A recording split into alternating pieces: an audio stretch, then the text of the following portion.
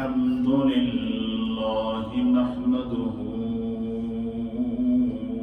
ونستعينه ونستغفره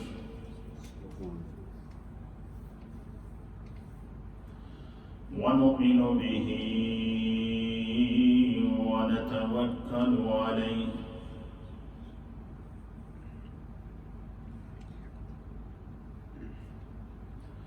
ونعوذ بالله من شرور أنفسنا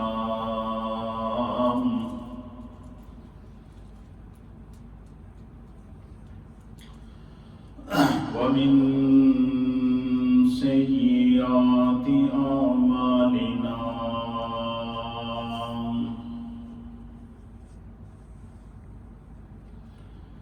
من يهده الله فلا مضل له ومن يضلله فلا هادي له ونشهد أن لا إله إلا الله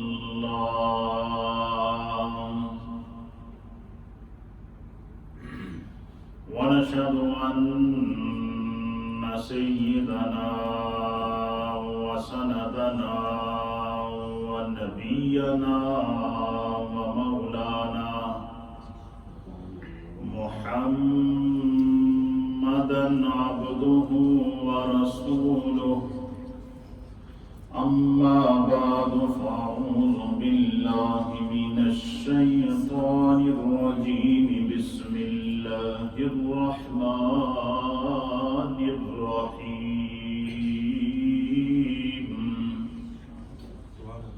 ويسألونك عن الروح قل الروح من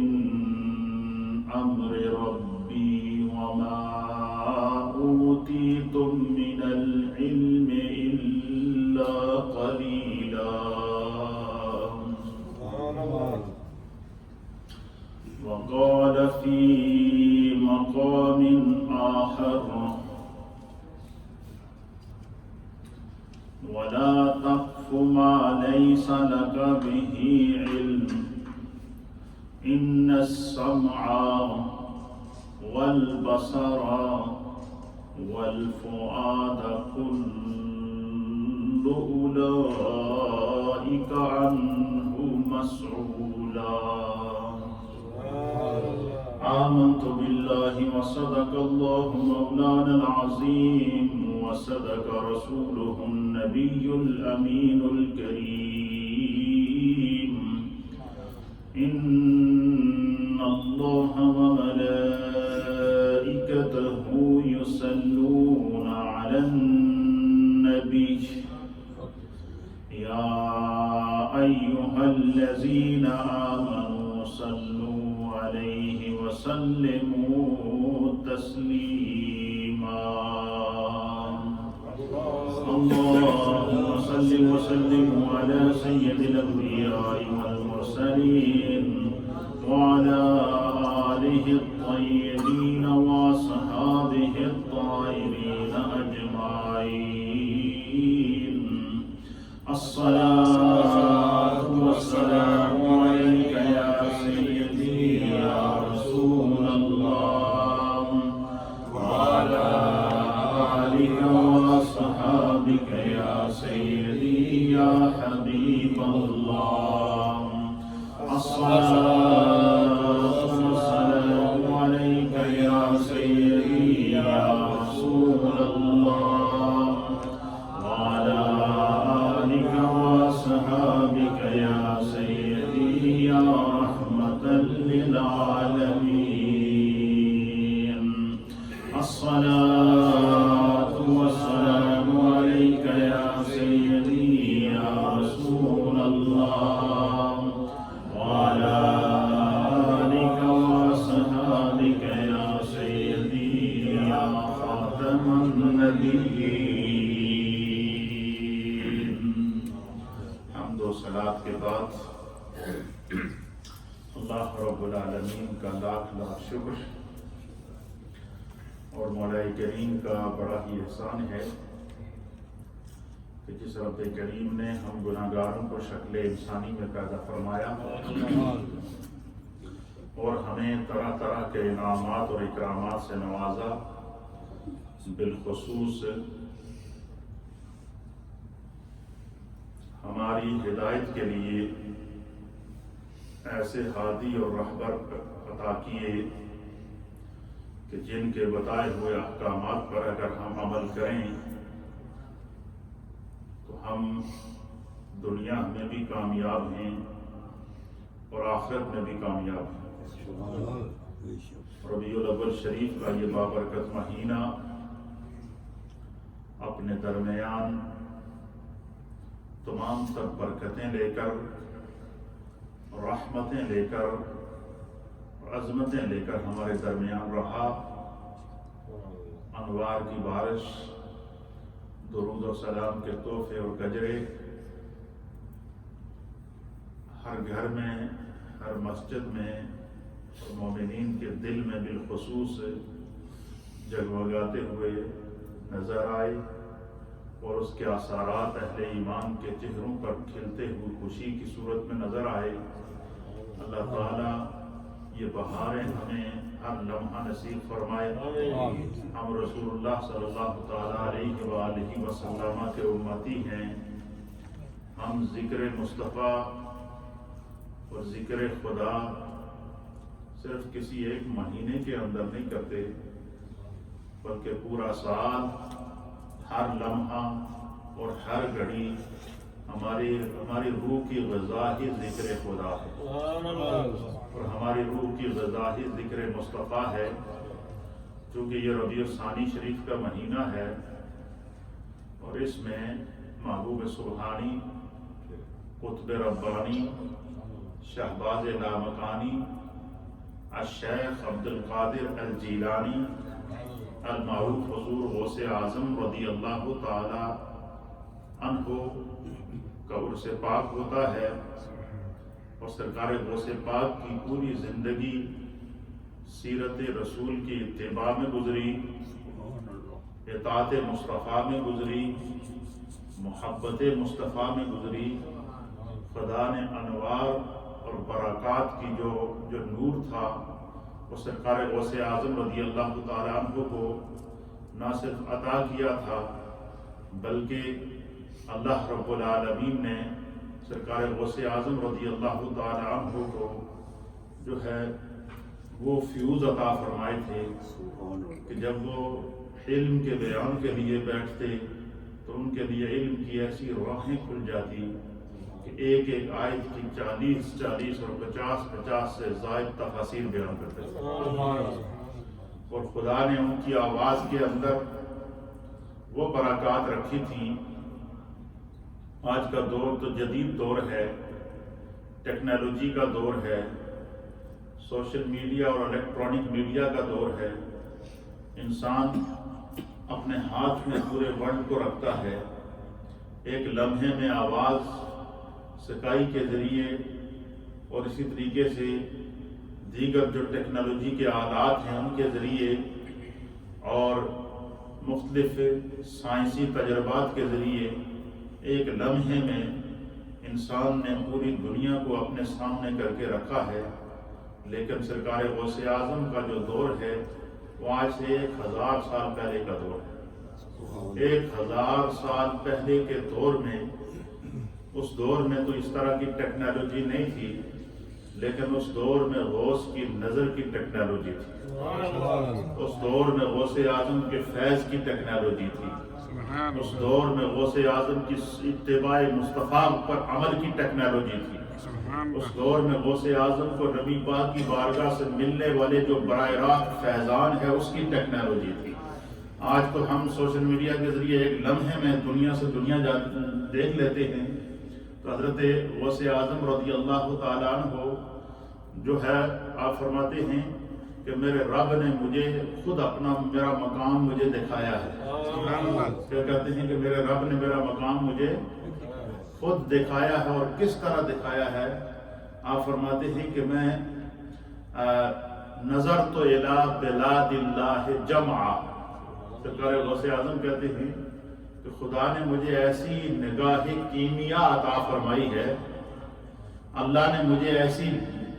دانا اور بینا نظر عطا فرمائی ہے، خدا نے مجھے ایسی بصیرت عطا فرمائی ہے، خدا نے مجھے ایسی بصارت عطا فرمائی ہے کہ میں بیٹھا تو بغداد میں ہوں، لیکن نظر تو الی بلاد اللہ جمعا، جب میں مشرق مغرب شمال اور جنوب کے اندر نظر دوڑاتا ہوں کہ ہر دلتن کہ کہتے ہیں کہ نظر تو الی بلاد اللہ جمعا، کہ میں تمام جہان کے پر جب نظر دوڑاتا ہوں تو میں اس تمام جہان کو اپنے ہاتھ کی ہتھیلی پر اس طرح دیکھتا ہوں کہ ہر دلتن جس طرح کے رائی کا دانا ہوتا ہے، یعنی مشرق بھی مجھ سے میری نظروں سے اوجل نہیں، مغرب بھی میری نظروں سے اوجل نہیں، شمال بھی میری نظروں سے اوجل نہیں، جنوب بھی میری نظروں سے اوجل نہیں، تمام جہان کے خزانوں کو کہتے ہیں، اور کہتے ہیں یہ تو زمین کا عالم ہے۔ سرکار غوث اعظم کہتے ہیں کہ جب میں اسی نظر کو زمین سے ہٹا کر آسمان کی طرف لے جاتا ہوں، کیا کرتا ہوں؟ آسمان کی طرف لے جاتا ہوں، تو سرکار غوث اعظم فرماتے ہیں کہ نظر من در لوح محفوظ است، بیٹھا زمین پر ہوتا ہوں، آسمان کے پردے ہٹ جاتے ہیں، پہلے آسمان کا پردہ ہٹ جاتا ہے،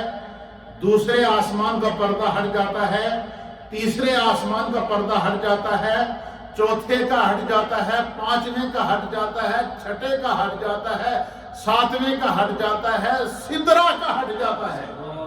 کہتے نظر من در لوح محفوظ است، بیٹھا فرش زمین پر ہوتا ہوں اور لوح محفوظ پر انسان کی لکھی ہوئی جو تقدیریں ہیں وہ پڑھ پڑھ کر بتاتا ہوں۔ لوح محفوظ بھی میری نظروں کے سامنے ہوتا ہے۔ یہ تو آج کے دور کی ٹیکنالوجی تھی نا، میرے غوث کی نگاہ کی ٹیکنالوجی دیکھیے، بیٹھے زمین پر ہیں۔ آج کے دور کا کوئی کمپیوٹر، کوئی سائنس، کوئی ٹیکنالوجی، بڑے سے بڑا آلات، میرا چیلنج ہے، وہ یہ نہیں کہہ سکتا کہ ہم یہاں بیٹھ کے آپ کو لوح محفوظ دکھا سکتے ہیں۔ بڑے سے بڑا سیارہ انسان ستاروں میں گھوم رہا ہے۔ موسمیات کو دیکھیں، موسمیات کا جو علم ہے، جو فلکیات کا علم ہے، موسمیات والے جو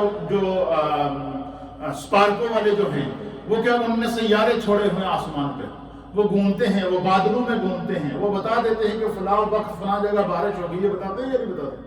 فلاں وقت فلاں جگہ بارش ہوگی، فلاں ٹائم سے فلاں ٹائم تک سورج گرہن ہوگا، یہ بتایا جاتا ہے یا نہیں بتایا جاتا؟ فلاں وقت سے فلاں وقت سے چاند گرہن ہوگا، یہ بتایا جاتا ہے یا نہیں بتایا جاتا ہے؟ اور پھر سورج کی شعاعیں جو زمین پر پڑتی ہیں ان کی رفتار کیا ہے، یہ بتائی جاتی ہے یا نہیں بتائی جاتی ہے؟ آسمان سے چمکنے والی جو بجلی ہے اس کی رفتار کیا ہے، یہ بھی آج کی ٹیکنالوجی بتا رہی ہے۔ لیکن آج کے دور میں جو آج کا لیٹسٹ ترین دور ہے، اس دور میں کوئی ٹیکنالوجی ایسی پیدا نہیں ہوئی ہے جو یہ کہے کہ میں تمہیں زمین پر بیٹھ کر لوح محفوظ دکھاؤں گا۔ یہ ٹیکنالوجی صرف خدا کے فضل سے اللہ کے ولیوں کو ملتی ہے اور انبیاء کو اللہ نے سبحان اللہ اللہ نے اپنے انبیاء کو عطا فرمائی ہے، اور انبیاء کرام کے جو پیروکار اولیاء کاملین ہیں خدا نے ان کو عطا فرمائی ہے۔ اور محبوب سبحانی، قطب ربانی، شہباز لامکانی، الشیخ عبد القادر الجیلانی، المعروف حضور غوث اعظم، آپ تو خود فرماتے ہیں کہ جو میرے رب نے مجھے جلوے دکھائے ہیں نا، جو نگاہ مصطفیٰ کا مجھے فیض ملا ہے، اس کی غوث کی نظر تم دیکھنا چاہتے ہو کیا ہے؟ نظر تو الی بلاد اللہ جمعا، کہ غوث جب کائنات عالم میں اپنی نظر کو گھماتا ہے تو تمام جہانوں کو اپنے ہاتھ کی ہتھیلی پر اس طرح دیکھتا ہے کہ ہر دلتن جس طرح کے ہاتھ کی ہتھیلی پر رائی کا دانہ ہوتا ہے۔ اور اسی نظر کو جب لوح محفوظ کی طرف لے جاتے ہیں، نظر من در لوح محفوظ است، تو میری نظر لوح محفوظ کو سامنے ہوتی ہے، لوح محفوظ کو اپنے سامنے دیکھتا ہوں۔ یہ ہے اس دور کے صوفیاء کرام کی صحبتیں۔ یہی وجہ ہے کہ دیکھیں اس دور میں بڑی بڑی مجالس ہوا کرتے تھے، صوفیاء کرام کی مجالس۔ سرکار غوث اعظم رضی اللہ تعالیٰ عنہ کی مجالس کے بارے میں لکھا ہے کہ غوث اعظم رضی اللہ تعالیٰ عنہ جب درس قرآن کے لیے بیٹھتے تھے تو پہلے آپ نے جو ہے وہ جب تمام علوم و فنون سے فراغت حاصل کی، فراغت حاصل کرنے کے بعد غوث اعظم کہتے ہیں کہ میں نے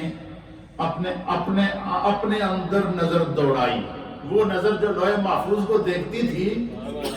وہ نظر جو شرق اور غرب کو دیکھتی تھی، وہ نظر جو مشرق اور مغرب کو دیکھتی تھی، غوث اعظم کہتے ہیں مشرق تو مغرب تو میں نے بعد میں دیکھا، لوح محفوظ تو میں نے بعد میں دیکھا، کہتے ہیں اس نظر کو جو خدا نے مجھے عطا فرمائے سب سے پہلے میں نے اس نظر سے اپنے آپ کو دیکھا۔ کیا کیا؟ اپنے آپ کو دیکھا۔ تو غوث اعظم کہتے ہیں کہ میں جب علم حاصل کر کے تمام علوم سے فارغ ہو گیا تو پھر میں نے اس نظر کو اپنے سینے پر ڈالا، اپنے دل پر ڈالا اور سب سے پہلے اپنے آپ کو دیکھا تو کہتے ہیں مجھے اپنے آپ کے اندر میں نظر آئی۔ کیا نظر آئی؟ میں نظر آئی۔ میرے نفس نے مجھے یہ کہا کہ عبد القادر تو نے تو تمام علوم حاصل کر لیے، تو بہت بڑا عالم ہو گیا ہے۔ کہتے ہیں میرے نفس نے مجھے کیا کہا کہ عبد القادر تو بہت بڑا عالم بن چکا ہے، تو بہت بڑا عالم ہے، تجھے قرآن کی تمام تفاسیر کا علم ہے، تمہیں تمام احادیث کی باریکیوں کا علم ہے، تمہیں تمام فقہ کی جزیات کا علم ہے، تجھے تو بہت بڑا علم حاصل ہو چکا ہے۔ کہتے ہیں میں نے اپنے نفس میں جھانکا تو میں نے اس میں دیکھا کہ علم تو میں نے حاصل کیا، لیکن یہ میں کہاں سے آ گئی ہے؟ کہتے ہیں اس میں کو ختم کرنے کے لیے پھر میں نے اپنے رب سے دعا کی کہ اللہ مجھے ایسی خلوت عطا فرما، اے اللہ مجھے ایسی تنہائی عطا فرما، اے اللہ مجھے ایسا جلوہ عطا فرما، مجھے ایسی اپنی عبادت کی توفیق عطا فرما کہ جس میں صرف میں اپنے نفس کو پڑھا سکوں، صرف اپنے آپ کو پڑھا سکوں، اپنے باطن کو پڑھا سکوں۔ سرکار غوث اعظم کے حالات اور آپ کی سیرت کے اندر لکھا ہے کہ مدرسے سے فارغ ہونے کے بعد غوث اعظم پھر انہوں نے یہ اعلان نہیں کیا کہ میری بڑی دستار ہو گئی ہے، بلکہ انہوں نے کیا کیا؟ اللہ سے دعا کی۔ کہتے ہیں کہ جب میں نے اپنے اندر دوڑایا نا تو کہا میں عالم تو بن گیا ہوں لیکن میرے اندر میں موجود ہے، میں فقیہ تو بن گیا ہوں لیکن میرے اندر میں موجود ہے، میں محدث تو بن گیا ہوں لیکن میرے اندر میں موجود ہے، میں نے اس میں کو ختم کرنا ہے۔ کہتے ہیں کہ پھر مدرسے سے نکلے، جنگلوں کی طرف چلے گئے، ویرانوں کی طرف چلے گئے۔ سرکار غوث اعظم کے احوال میں لکھا کہ آپ نے جنگلوں کی مختلف غاروں کے اندر، تنہائیوں کے اندر، ویرانوں کے اندر، وحشتناک جنگلوں کے اندر جن میں دن کو جاتے ہوئے لوگ ڈرا کرتے تھے، غوث اعظم کہتے ہیں کہ وہاں گیا ہوں، 1 سال نہیں، 2 سال نہیں، 3 سال نہیں، 25 سال جنگلوں اور ویرانوں کے اندر۔ کتنے سال؟ 25 سال جنگلوں اور ویرانوں کے اندر گزارے۔ اور کہتے ہیں کہ جب میرا نفس مجھے تقاضا کرتا کہ عبد القادر بہت بھوک لگی ہوئی ہے اور کچھ کھا لے، تو کہتے ہیں کہ میں اس کو پھر اور سزا دیتا۔ اور کہتے ہیں کہ جب میں دیکھتا کہ بالکل میرے جسم میں اب جان نہیں ہے تو بجائے روٹی کھانے کے میں درختوں کے پتے کھایا کرتا تھا، پتے چبایا کرتا تھا، تاکہ جو ہے وہ اس نفس کو جو ہے وہ اس کے اندر سے میں ختم ہوئی۔ اور پھر اتنا مجاہدہ کرنے کے بعد، اتنی سلوک کی منازل طے کرنے کے بعد، اتنی اپنے کہتے ہیں کہ میں نے اللہ سے یہ دعا کی تھی کہ یا اللہ مجھے ایسی عبادت کی توفیق عطا فرما کہ جس کے اندر دکھاوا نہ ہو، جس کے اندر دکھاوا نہ ہو، جو خالص میرے اس عمل کے اوپر صرف تیری ذات گواہ ہو۔ مجھے دنیا والے نہ کہیں کہ اس نے بڑی عبادت کی ہے، مجھے دنیا والے نہ کہیں کہ عبد القادر بڑا پڑا ہے، مجھے دنیا والے نہ کہیں کہ عبد القادر نے بہت علم حاصل کیا ہے، مجھے ایسی توفیق عطا فرما کہ صرف میں ہوں اور تو ہو، تیرا جلوہ ہو اور میرا سجدہ ہو، میرا سر ہو، تیرا در ہو، اے اللہ صرف تیری ذات میرے اس عمل کے اوپر گواہ ہو۔ 25 سال تک ویرانوں میں گزارے، تنہائیوں میں گزارے، اور پھر اس دوران بھی آزمائشیں ہوتی رہیں اور شیطان مختلف روپ بدل کر وار کرتا رہا۔ ایک دفعہ شیطان نے آ کر کہا عبد القادر تو نے تو اپنے رب، کہتے ہیں کہ میں بیٹھا ہوا تھا تو میرے اوپر ایک دم بادل کا سایہ بن گیا اور میرے اس سائے میں سے ایک ایسی آواز آئی، اور آواز اس طرح کہ بادلوں کے بیچ سے آواز آئی کہ عبد القادر تو نے اپنے رب کی بڑی عبادت کی ہے، 25 سال ہو گئے تجھے غاروں میں سجدے کرتے ہوئے، 25 سال ہوئے جنگلوں اور ویرانوں کے اندر عبادت کرتے ہوئے، تو نے تو اپنے رب کو راضی کر لیا، اب تجھے نمازیں پڑھنے کی ضرورت نہیں، اب تمہیں عبادت کرنے کی ضرورت نہیں۔ حضرت شیخ عبد القادر جیلانی کہتے ہیں کہ میں نے پھر غور کیا تو میرے دل نے مجھے کہا کہ یہ اجازت تو اللہ نے اپنے انبیاء کو نہیں دی، عبد القادر تجھے کہاں سے مل گئی؟ کہتے مکار یہاں پر بھی پہنچ گیا۔ کہتے پھر میں نے کہا اعوذ باللہ من الشیطان الرجیم، کہ یہ توفیق مجھے میرے رب نے دی ہے۔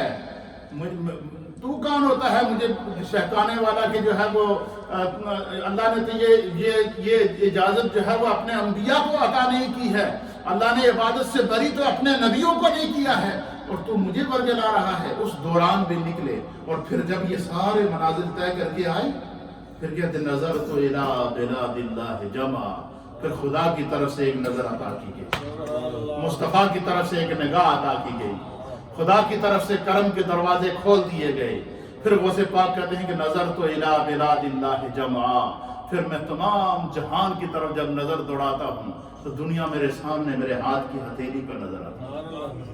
مشرق کو دیکھوں تو یہاں نظر آتا ہے، مغرب کو دیکھوں تو یہاں نظر آتا ہے، شمال کو دیکھوں تو یہاں نظر آتا ہے۔ وہ نبی پاک کی سنت کے امیر بن چکے تھے اور حضور کی سیرت کے امیر بن چکے تھے، اور جو بندہ نبی پاک کی سیرت اور صورت کا امیر بن جائے اسے رسول اللہ اپنے رنگ نہ رنگ جاتا۔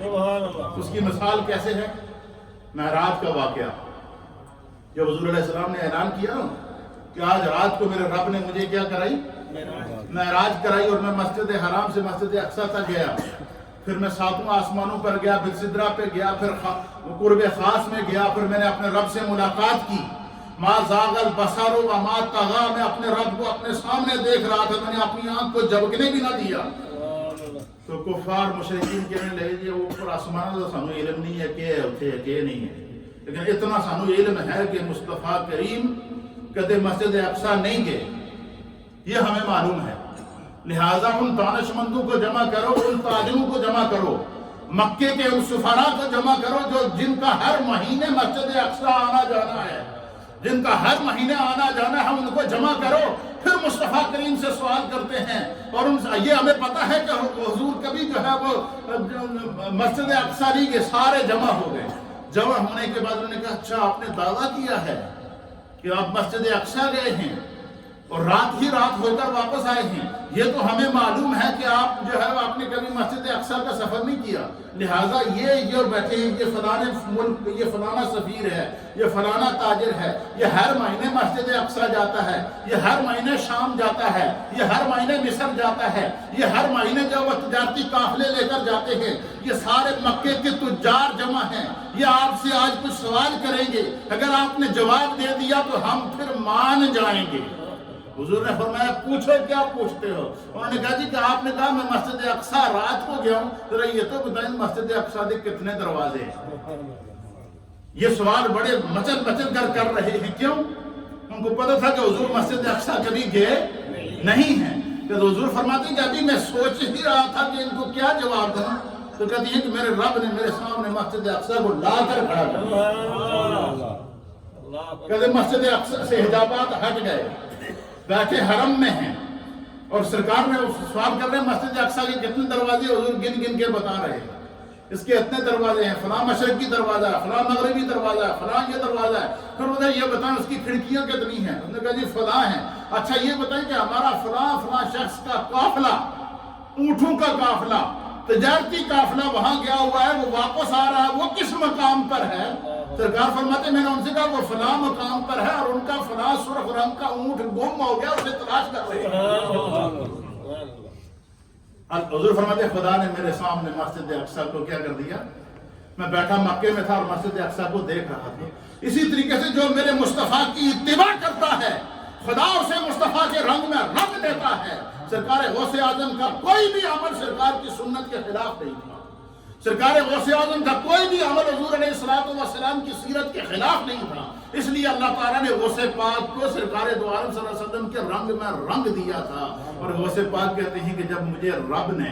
اپنے محبوب کے رنگ میں رنگا نا، اور جب میں نے اپنے آپ میں دیکھا کہ میرے اندر میں موجود ہے، اور 25 سال جنگلوں اور ویرانوں میں جا کر جب میں نے اس میں کو ختم کیا، تو کہتے ہیں کہ پھر کائنات میرے سامنے منکشف ہو گئی۔ پھر میں بیٹھا بغداد میں تھا اور مشرق کو دیکھتا تھا، بیٹھتا بغداد میں تھا، مغرب کو دیکھتا، نظر تو الی بلاد اللہ جمعا، تمام جہان کو اپنی ہاتھ کی ہتھیلی پر اس طرح دیکھتا تھا کہ ہر غلطین جس طرح کے رائی کا دانہ ہو۔ پھر کہتے ہیں کہ جب اسی نظر کا آسمان کی طرف اٹھاتا تو کیا ہوتا؟ نظر من در لوح محفوظ، تو میں لوح محفوظ کو زمین پر بیٹھ کر اپنے سامنے دیکھتا تھا۔ تو جو میں آپ کو بات سمجھانا چاہتا تھا، آج کے دور میں ٹیکنالوجی ہے نا میڈیا کی، آج کے دور میں ٹیکنالوجی ہے سیٹلائٹ سسٹم کی، آج کے دور کے اندر ٹیکنالوجی ہے دنیا کی جدید ترین کا دور، آج کا دور ہے نا، انسان سیاروں کے ذریعے چاند پر پہنچ چکا ہے، سورج پر پہنچ چکا ہے، انسان نے چاند کے ذریعے ساتوں آسمانوں کی ریسرچ کر رہا ہے، لیکن کوئی بھی سائنسی آلہ یا کوئی بھی آج کا دور کا سائنسدان، کوئی بھی آج کے دور کا جو ہے وہ بندہ یہ دعویٰ نہیں کر سکتا کہ میں جو ہے تمہیں یہاں سے اپنے کیمرے کے ذریعے سیٹلائٹ کے ذریعے لوح محفوظ دکھاؤں گا، یہ تو دعویٰ کر سکتا ہے، لیکن یہ دعویٰ میرے غوث نے کیا ہے، کہا ہے کہ نظر من در لوح محفوظ است، خدا نے مجھے نگاہ مصطفیٰ کے ذریعے، کرم مصطفیٰ کے ذریعے، فضل مصطفیٰ کے ذریعے، قرب مصطفیٰ کے ذریعے وہ نظر عطا فرمائی ہے کہ مشرق کو دیکھتا ہوں تو سامنے ہوتا ہے، مغرب کو دیکھتا ہوں تو سامنے ہوتا ہے، لوح محفوظ کو دیکھتا ہوں تو وہ میری نظروں کے سامنے ہوتا ہے، اور لوح محفوظ پر میں اپنے غلاموں کی لکھی ہوئی تقدیریں پڑھ کر تمہیں سناتا ہوں۔ یہ ہے نگاہ ولی، اس لیے کہتے ہیں نگاہ ولی میں وہ تاثیر دیکھی، بدلتی ہزاروں کی تقدیر دیکھی۔ یہ تقدیریں کیسے بدلتی ہیں؟ یہ ایسے نہیں بدلتی، اس کے لیے پہلے مجاہدہ کرنا پڑتا ہے، پہلے سلوک کی منزلوں کو طے کرنا پڑتا ہے۔ تو سرکار غوث اعظم رضی اللہ تعالیٰ عنہ کی جو دروس تھی، تو اجمالاً چونکہ آگے آپ کو دروس غوث اعظم کی طرف لے کر جاؤں گا، اور یہ بڑا وسیع سلسلہ ہے۔ اور غوث اعظم رضی اللہ تعالیٰ عنہ نے اپنے دروس کے اندر انسان کو مخاطب کیا ہے، انسان کے اعضاء کو مخاطب کیا ہے، انسان کے جسم کو مخاطب کیا ہے، انسان کی روح کو مخاطب کیا ہے، اور فرمایا کہ جس کی روح پاک ہو گئی سمجھ لو وہ پاک ہو گیا، جس کی سوچ پاک ہو گئی اصل میں پاک وہ ہے، جس کی فکر پاک ہو گئی اصل میں پاک وہ ہے۔ اسی لیے نبی پاک صلی اللہ تعالیٰ علیہ وسلم کی بارگاہ میں جب صحابہ بیٹھتے تھے، اللہ اس منظر کو بیان کرتا ہے، صحابہ ایمان لا کر یہ کہہ سکتے تھے کہ جس طرح حضور کرتے ہیں ہم اسی طرح کر رہے ہیں، اور یہ حکم خدا بھی ہے، لیکن اللہ فرماتا ہے کہ میرے محبوب کے ایمان اور میرے محبوب کے صحبت کے دائرے میں جو آ گئے نا، صرف وہ محبوب کی آقاؤں کو ہی زندہ نہیں کرتے، بلکہ جب محبوب ان پر اپنی نگاہ کرم ڈالتے ہیں، جب مصطفیٰ ان پر نگاہ فضل ڈالتے ہیں، جب مصطفیٰ انہیں اپنی نگاہ کا قیدی بنا دیتے ہیں، تو پھر مصطفیٰ کی نگاہ پڑھنی ہوتی ہے۔ اللہ فرماتا ہے وَيُزَكِّيهِمْ، خدا انہوں کا ظاہر تو پاک ہے ہی، اللہ انہوں اندروں ہی پاک کرتا ہے، خدا ان کا باطن بھی پاک کرتا ہے۔ مصطفیٰ صرف نگاہ کے ساتھ صرف انسان کے ایمان کو پاک نہیں کرتے، انسان کے جسم کو پاک نہیں کرتے، بلکہ جس کو نگاہ مصطفیٰ مل گئی وَيُزَكِّيهِمْ، اللہ فرماتا ہے اللہ نے اس کا ظاہر بھی پاک کر دیا، باطن بھی پاک کر دیا، اس کا مال بھی پاک کر دیا، اس کی صحبت بھی پاک کر دی، اور جنہیں یہ اعزاز ملا اس کو اللہ فار ایگزامپل پیش کرتا ہے۔ اللہ فرماتا ہے وَسَيُجَنَّبُهَا الْأَتْقَى، قرآن کے اندر اللہ فرماتا ہے وَسَيُجَنَّبُهَا الْأَتْقَى، سیدنا صدیق اکبر رضی اللہ تعالیٰ عنہ کو سب سے پہلے صحبت مصطفیٰ ملی، سب سے پہلے صحبت مصطفیٰ کس کو ملی؟ صدیق اکبر کو۔ سب سے پہلے مصطفیٰ پر ایمان لانے والے کون تھے؟ مردوں میں سیدنا صدیق اکبر، ہجرت کے ساتھی صدیق اکبر، خلوت کے ساتھی صدیق اکبر، غار کے ساتھی صدیق اکبر، مزار کے ساتھی صدیق اکبر، دنیا کے ساتھی صدیق اکبر، آخرت کے ساتھی صدیق اکبر۔ جب وہ صحبت ملی، قرب ملا، اور مصطفیٰ کریم کی اداؤں کے اندر جب کھو گئے، تو گزشتہ جمعے میں نے آپ کی خدمت میں مثال دی تھی کہ جب صدیق اکبر سرکار کے ساتھ ہجرت کی شب غار سے نکل کر مدینہ طیبہ پہنچے، تو مدینے والوں کے لیے فیصلہ کرنا مشکل تھا کہ ان دو شخصیات میں رسول اللہ کون ہیں۔ کہتے ہیں رب کعبہ کی قسم چہرہ صدیق میں بھی چہرہ مصطفیٰ نظر آ رہا تھا۔ لوگ رسول اللہ کو چھوڑ کر جب صدیق اکبر کی طرف بڑھے تو سیدنا صدیق اکبر نے اپنا امامہ اتارا، اس کی چادر کو کھولا، اس طرح پھیلا دیا کہ میں تو خادم ہوں، انہوں نے مجھے اپنے رنگ میں رنگا ہے۔ اللہ نے پھر اس کی گواہی دی، اللہ فرماتا ہے وَسَيُجَنَّبُهَا الْأَتْقَى، کہ جہنم کی آگ سے دور رکھا جائے گا وہ شخص اتقا، جو سب سے زیادہ متقی ہے۔ اور یہ آیت کس کے حق میں نازل ہو رہی ہے؟ صدیق اکبر کے حق میں۔ اور صدیق اکبر تو ایمان لانے سے پہلے بھی تو صدیق ابو بکر ہی تھے نا، ایمان لانے سے پہلے بھی تو ابو بکر تھے نا۔ جب صدیق اکبر حضور پر ایمان لائے تو اس وقت صدیق اکبر کی عمر مبارک پتہ ہے کتنی تھی؟ 38 سال۔ کتنی عمر تھی؟ 40 سال میں حضور نے اعلان نبوت کیا، صدیق اکبر حضور سے 2 سال چھوٹے تھے۔ کتنے چھوٹے تھے؟ تو حضرت صدیق جیسے ہی پتہ چلا کہ حضور نے اعلان نبوت کیا اور گئے اور ایمان لے آئے، اس وقت عمر کتنی تھی؟ یہ ہمارے ینگسٹر کے لیے اس میں سبق ہے کہ جوانی کے اندر جب تقدیر بدلتی ہے تو کیسے بدلتی ہے۔ اور 30 سال کی عمر میں جیسے ہی کان میں آواز پڑی کہ آخری نبی آ گئے ہیں، اعلان نبوت ہو چکا ہے، قدموں میں حاضر ہو گئے، مال قربان، جان قربان، صحبت قربان، خلوت قربان، جلوت قربان، اولاد قربان، کاروبار قربان، سب کچھ قربان کر دیا، صرف رسول اللہ کو حاصل کیا۔ جب سب کچھ حاصل کر لیا تو پھر جب مصطفیٰ کی نگاہ نے باطن کو پاک کیا نا تو پھر کیسا باطن تھا اللہ بیان فرماتا وَسَيُجَنَّبُهَا الْأَتْقَى، جہنم کی آگ سے دور رکھا جائے گا وہ شخص الَّذِي يُؤْتِي مَالَهُ يَتَزَكَّى۔ مال تو سب کے پاس ہے، لیکن اللہ فرماتا ہے کہ ایک ایسا بھی خدا کا فرد ہے جس کا مال بھی پاک، جس کا جسم بھی پاک، جس کی روح بھی پاک، جس کا باطن بھی پاک، جس کا ظاہر بھی پاک۔ فرمایا وہ کون ہے؟ وہ صدیق اکبر ہے۔ فرمایا کہ وہ جو بھی اللہ کے راستے میں خرچ کرتا ہے وہ فرمایا دکھاوے کے لیے نہیں کرتا، اس نے اپنی میں کو ختم کر دیا ہے۔ خدا اس کو بیان فرماتا ہے وَيُزَكِّيهِمْ، مصطفیٰ ان کو پاک کر دیتے ہیں۔ تو سرکار غوث اعظم رضی اللہ تعالیٰ جو آپ جس طرف لے جانا چاہتا تھا کہ جسے قرب مصطفیٰ اور قرب خدا مل جائے تو پھر وہ آلات کا محتاج نہیں رہتا، وہ میڈیا کا محتاج نہیں رہتا، وہ دنیا کے بڑی سے بڑی ترقی کا محتاج نہیں رہتا۔ تو غوث اعظم کہتے ہیں کہ میں زمین پر بیٹھ کر لوح محفوظ کو دیکھتا ہوں تو کیا یہ انہوں نے اپنی روح کو پاک کیا۔ اس روح کے اوپر جب غوث پاک نے درس دیے، اس کے اوپر انشاءاللہ میں آئندہ جمعہ آپ کی خدمت میں پیش کروں گا، لیکن مجھے آپ لوگوں کی تھوڑا ذوق چاہیے۔ میں بڑی محنت کر کے پورا ہفتہ لگا کے دروس تیار کرتا ہوں، پورا ہفتہ، اور ہر جمعہ آپ کو نئی گفتگو ملتی ہے نہیں سننے کو،